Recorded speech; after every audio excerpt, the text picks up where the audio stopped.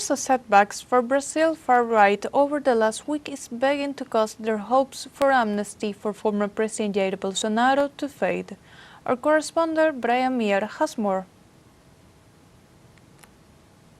17th, the lower house of Brazil's Congress voted to fast-track a constitutional amendment that, if ratified, promised to grant amnesty for far-right former President Jair Bolsonaro and his 7 cronies, who were just sentenced by the Supreme Court to terms from 2 to 27 years behind bars for attempting to implement a military coup.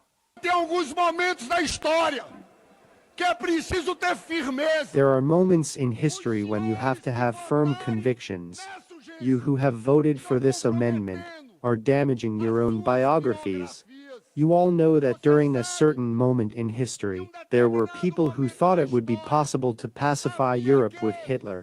Que achavam possível pacificar a Europa com Hitler. 1 week later, it looks like the move, which was initiated by Bolsonaro's Liberal Party, is already running out of steam. On Sunday, Brazil's unions and social movements came out to the streets of dozens of cities to protest the bill, along with another one which would make it harder to convict corrupt politicians. 1 day later, the congressmen tasked with preparing the measure for a floor vote removed the word amnesty completely from the project. My draft will only include sentence reduction. This is what we are going to do. We want to reduce them based on articles in the law.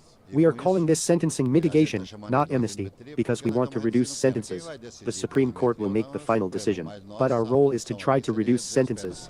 Then, a dagger was struck into the heart of the Brazilian far-right as their hero Donald Trump met with President Lula at the UN General Assembly, then said during his speech that he seemed like a very nice man and that they had agreed to continue dialogue. Não há mais ambiente para anistia política no Brasil. There is no more mood for political amnesty in Brazil.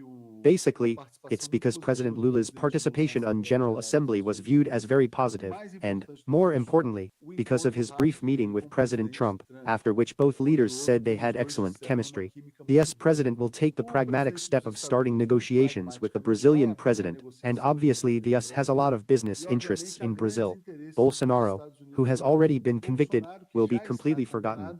Seja completamente esquecido. As the events of last week showed, things can change quickly in the world of politics. Now many are wondering if it's only a matter of time before the US removes its tariff on Brazilian coffee. Brian Mier, TeleSUR, Recife.